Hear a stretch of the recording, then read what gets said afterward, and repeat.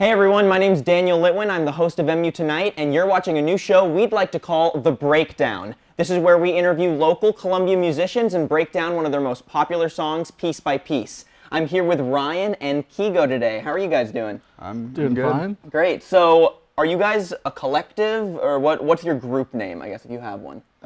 We're the Birdwatchers. The Birdwatchers. Yeah, currently I think we're the only two active members of it. Yeah. Why don't we go ahead and dive into the song of the hour, right? So we're going to be breaking down your song, Model 9. I don't know what to do anymore. Bright lights are flashing down the road. Why don't you walk me through a little bit of how you got that name? So where'd you get the name Model 9 from? When I was writing it, the two biggest images that came up to me were a toy car and then the Model 9 gun. The idea of like a Model 9, you know, 9 kind of like Colt 1911 or that kind of stuff, or a model like model car. Sure. You know? So that's, I guess, how the name came up, and it just kind of, I thought it would be totally like thrown in the garbage bin for a new name, but it just stayed. It stuck? Yeah. So when you bring those two things up, like the toy car kind of brings back like, I don't know, I'm feeling like nostalgia almost, a sense of nostalgia. Is that something that you were trying to get across with the song? Yeah, like a sense of something old that you used to have that you don't have any, you know, because when you're a kid, or at least like in my age, you know, I always had you have a handgun, yeah, right. Well, I don't know, but I at least like had a toy car I would drive around, and, you know, maybe my dad would let me shoot the field. Let's go ahead and start breaking down some of the actual instruments. So when I was listening through the song, the first instrument that pops out is obviously that piano, which I thought was really pretty. So why don't we go ahead and play a little chunk of that piano.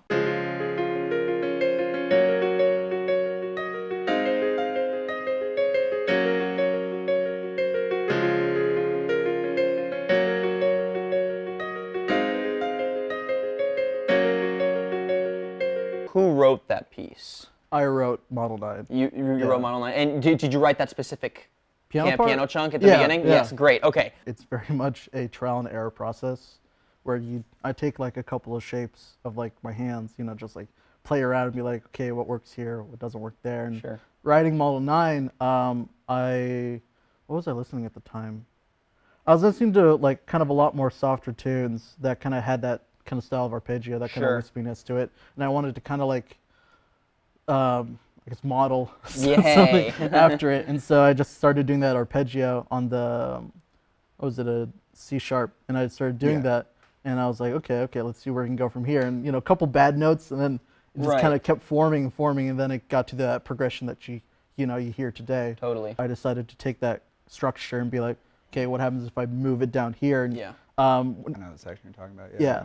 When you play on the lower end of a piano, you get a lot more volume. You get a lot more like darker tones from it. And so so it was cool, but it didn't really fit the song I was making. So that's why I kept it more high, to kind of keep that, like what we were talking about, like that nostalgia, that kind of childhood memory. It's always sweet. Next, I want to address the percussion. So, you know, when the drums drop, right? They're light. They're still kind of wispy. They have that sort of like nostalgic, sentimental feel. And then towards the back end of the song, they really kick into like the next gear, and it gets really, really aggressive. And so I liked that shift. So why don't we go ahead and listen to those two different drum tracks.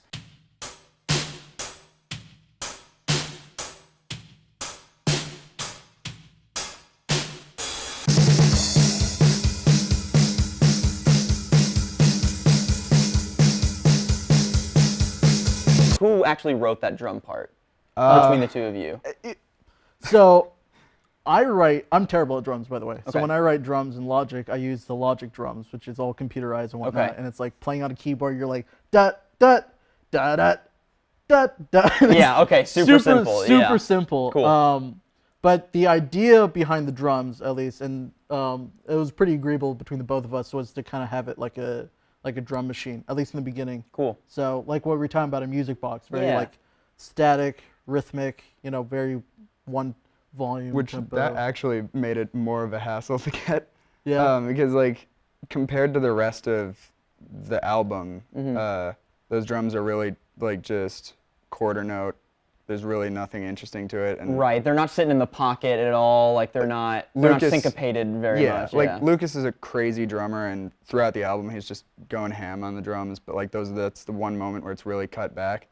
And that actually he recorded the take, and then from there I had to chop it up a bunch to actually like cut it down because he had so much more playing in there. So I was just like, okay, this hit, cut out these 4. This hit. Yeah. Yeah. I kind of feel bad about that. Right. I mean, ruined his artistic vision. Well, I think when we showed the song to him, like at least I was very much like, okay, Lucas, take it from 10 to 0. Yeah. You just gotta drop it. You know, don't. If you even think about adding a fill, we're deleting that tape. Right. Don't you dare. Don't do it. Don't do it. It makes it sound like it was such a dictatorship. Yeah. Okay, so then the back half of the song, when those drums kick into like 5th gear, what was the artistic choice behind that? Speed the song up a bit. Yeah, and then telling Lucas to go back to 10. Yeah, right. Yeah, that take was a complete live take, no cuts to it. Yeah, but that was like, to get that kind of punchier driving sound, I just had to like compress the drums a lot. Yes, yeah. Yeah, they were very, very compressed. I wanted them to sound fake, I guess. So like the whole song just kind of has that. It doesn't sound good, but it comes together to kind of sound like it. Sounds raw almost. Would that be like the good word for it? Yeah, cool. Let's listen to the vocal track that I pulled out. I've lost control. You can do So that was mostly you singing, right? In the original demo, there was one vocal track, and and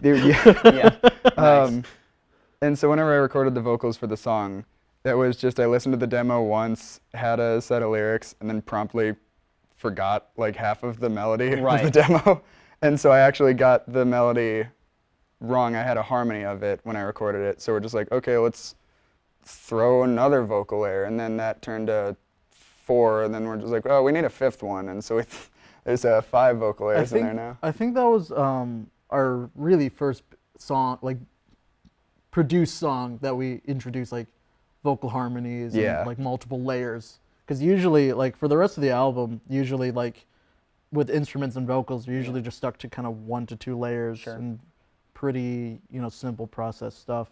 But Model 9 was just flat out like 5 different layers for vocals, or it kind of made me 2 layers go for guitars. Back. Like I actually went back to a couple songs and was just like, I need more vocal layers now.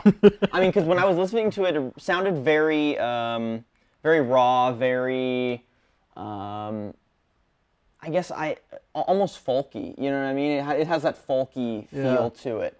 Like all those voices were like around the campfire, right? And everyone was like singing that together. It's kind of the vibe I was getting from it. Like stylistically, Model 9 was just really different from the overall album. Like more piano focus, lighter tones, softer vocals. The guitars don't come in until the last third of the song. It's almost all keyboards and vocals. Right.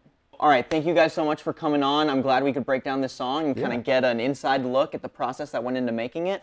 Thank you guys for watching The Breakdown. We'll be back with another episode, and you should check out the Birdwatchers on Apple Music and Spotify. Their album is called Sudden Stops. Sudden Stops. All right, see you next time.